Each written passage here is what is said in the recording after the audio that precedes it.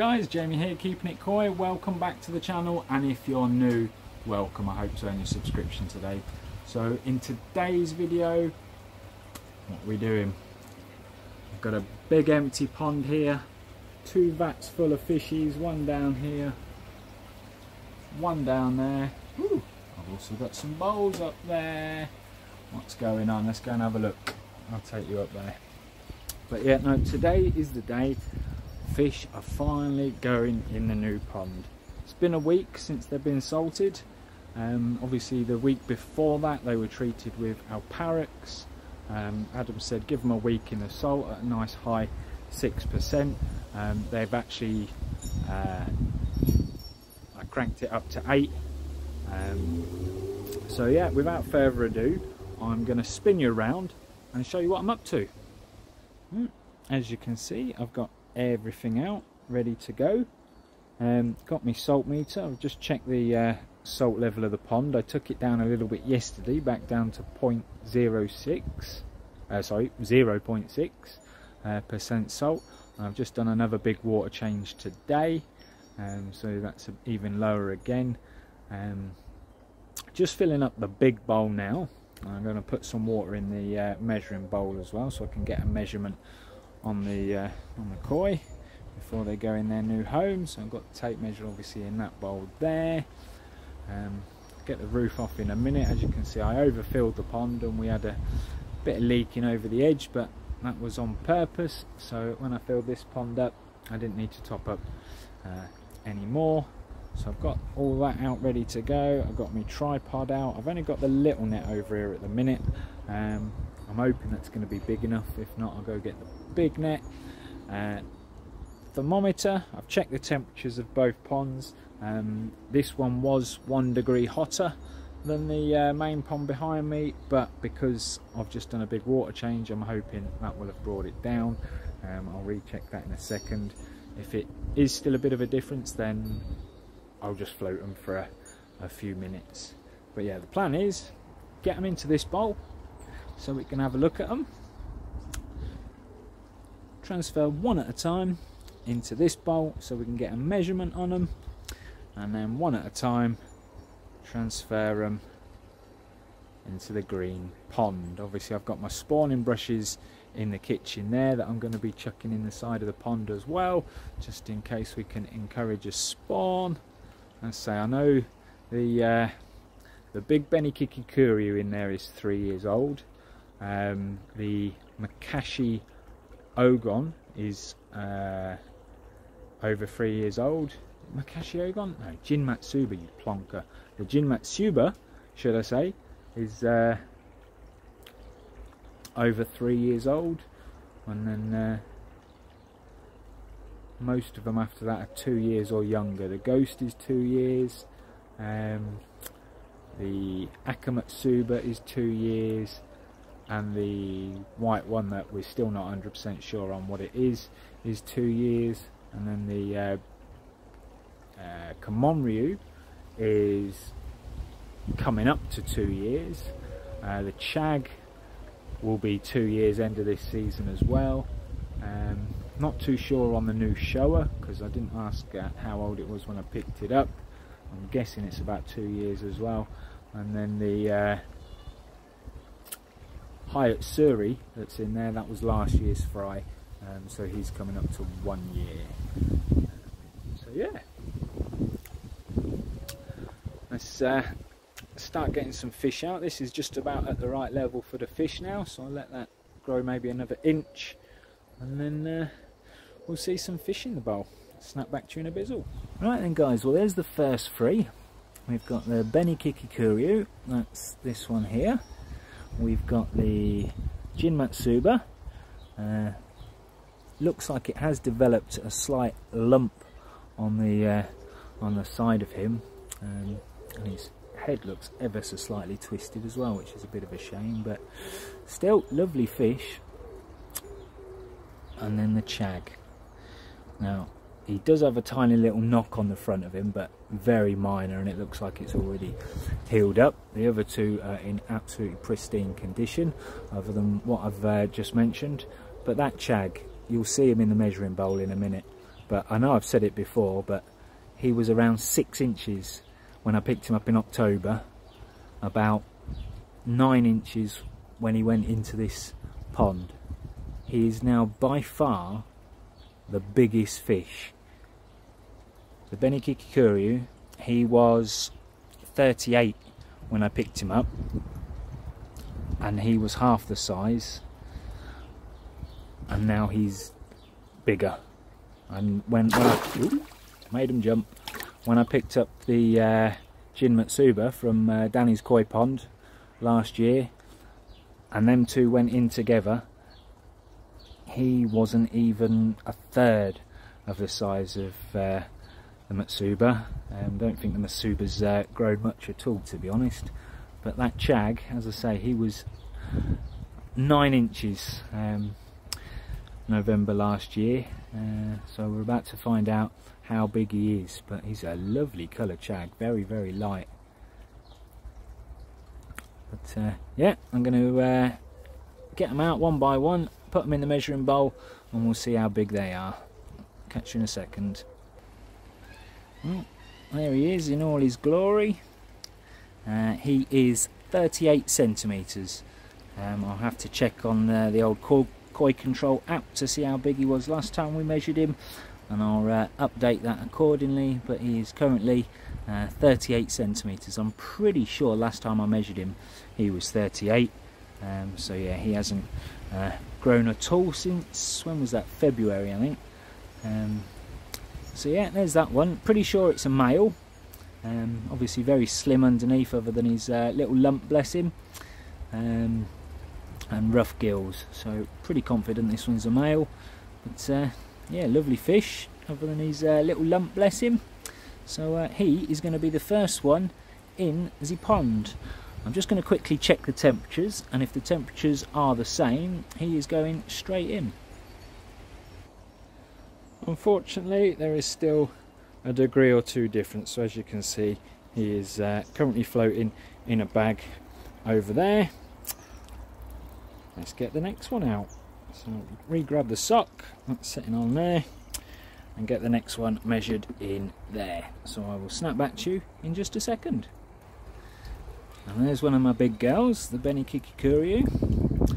She is 42 centimetres, 100% a she. You can probably tell, it looks like she's full of eggs, and gill plates are as smooth as a baby's bum. So yeah, she's going to be the second one to go floating.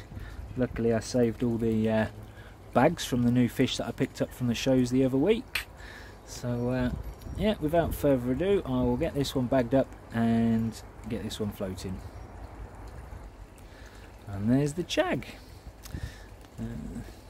As you can see, he has got ever so slightly, only a slight kink in both of his fins, but other than that, he's picture perfect. He's got a couple of gin ring scales. I don't know if you can quite make that out on camera, but yeah, he's 43 now, grown absolutely ridiculous. So from about 15 centimetres in November last year, about 20 centimetres when he went in this vat, and now he's over doubled in size since November. Bear in mind, this is unheated, so Vince, you're not the only one who can grow a fish, mate, that's for sure. Right, grab another bag and get this one floating as well. Snap back to you in a second. And there you go, guys, there's the other 6. So we have Deutz Showa, Golden Ghost, Akamatsuba, Hayatsuri, Kamonryu, and no idea. Nobody knows what this is. Vince said Asagi. Someone else commented a couple of weeks after the video went up, who seemed very knowledgeable, and said probably Goshiki, as the scales on the back were starting to turn black, which in that kind of case I do kind of agree with him. But the Benny that he had on his cheek last summer wasn't the same kind of red Benny you'd get on a Kahaku or Showa. It was a very light orangey, like an Asagi. So whatever it is, although it's a great shape, good body, really good scale pattern, it's kind of an in-between fish. It doesn't really want to know what it wants to do, but got a great mouth on him.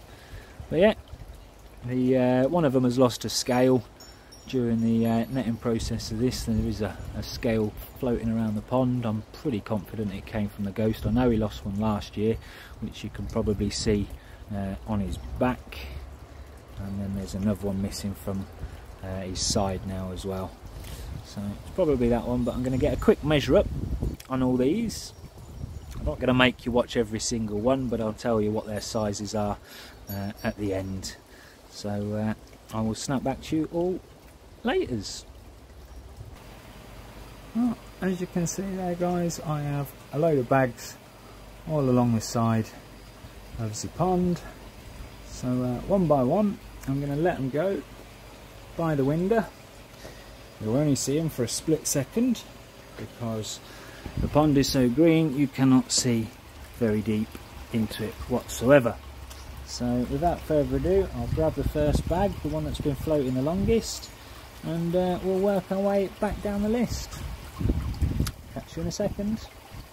Right then, guys, so the first one going in is the Jim Matsuba. He's 38 centimetres.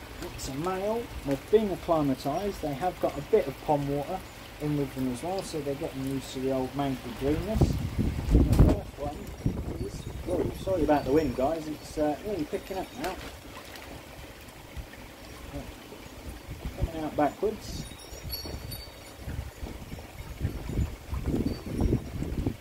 There he goes into the deep dark depths. So that was the first one. So next up to go in the pond is the Benny Kikikuryu. Female, 42 centimetres.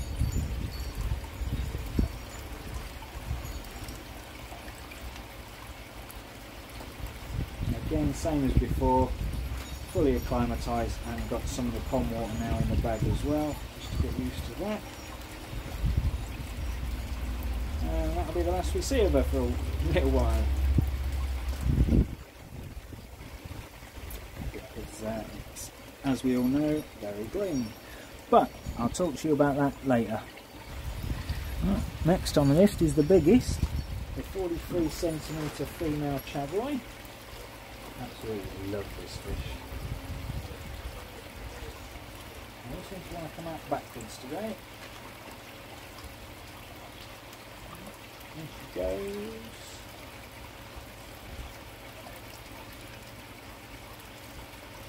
Hi Bellin.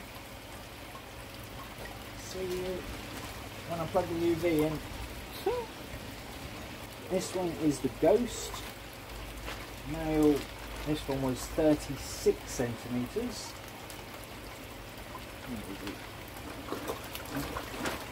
Getting me wet, that's where it is. There we go. What are you doing? Go down that end. That's it, turn around. And that's me and everything else soaking wet. Live on camera, what can you do, eh? Right, this is the one that nobody is 100% sure on what he or she is. Well, she is a she. She is a female. I honestly thought it was a male because of its slimline torpedo-like body, but there is a chance I suppose it could be a male, but its gill plates are as smooth as anything. But yeah, this one will be the next one in.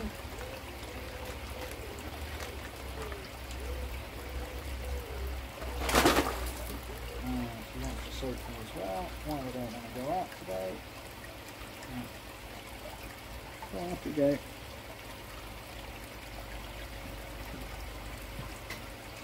Bye Ben. Nice knowing you.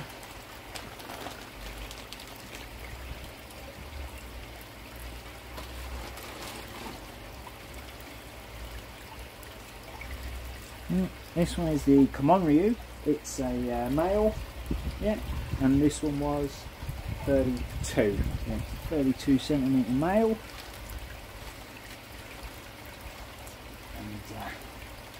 And here's the next one going in the pond. Well, it was nice seeing you, mate. See you soon.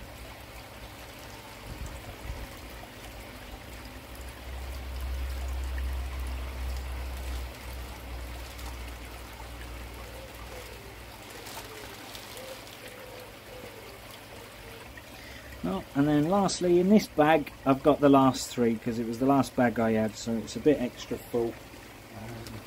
So we have the Showa, the Akamatsuba and the Hayatsuri. Just give it a tiny bit more pongo in that for a second on the top.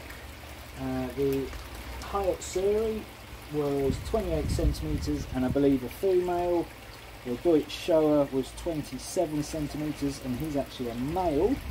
And the Akamatsuba was 31 centimetres and that one is also a male.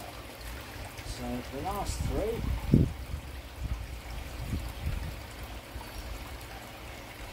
to be in their new massive home. I've never seen such a big ball of water. There goes the Showa, and the Tsuru, just the Matsuba left. Not that you'll see them. There he goes. Right. Snap back to you all in a bizzle. I also completely forgot, guys, I've had a delivery this week and it feels so long since I've done an unboxing video. We'll have a look at what I've got. So without further ado, let's crack it open and see what I've got. Bit obvious.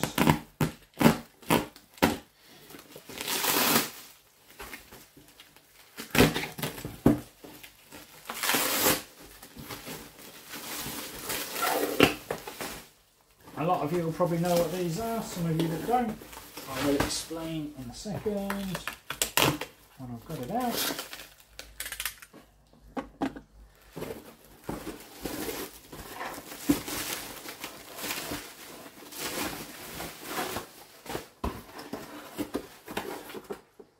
That is what it is. As you can see, it's some spawning brushes. So these are compliments, all paid for unfortunately. These have come from Daz, Skegness Ponds. If you don't know who Daz is, go check him out. He's got a YouTube channel. You'll find him called Skeggy Pond, and he also runs a little pond and koi shop. SkegnessPondSupplies.com, I believe. I'll put the links down in the description. This box comes with 2 brushes, and the reason for these is, as you saw a moment ago, or as you will see, sorry, in a minute, because I'm just adding this into this video. My pond at the moment is uber green, and the plan is that I'm leaving it green. I'm not plugging in the UV, and what I'm going to do is this year, when I transfer all the fish into the pond, I'm going to chuck the brushes in along with the fishies, because a couple of them are around 3 years old now. Not sure which one's a male and female yet, but yeah, I'm going to chuck the brushes in with the fish when they go into the big new green pond. See what happens. See if we get a spawn. So yeah, right. Let's go back outside and see what I've done with the pond. Well, there you go, guys. So that's wrapping up that. All the fish are in, and we're probably not going to see them. They have been up to the surface a few times. Just getting used to their new water, I expect. No major jumping or splashing though, just rolling over the surface, taking gulps of air and whatnot. So I've turned the dome up full whack. Done some water tests, we're all looking good. No ammonia, no nitrite. The KH is a fair bit lower in this than it was in the blue vat, but that's because I buffered the blue vat up a little bit to obviously treat for the white spot.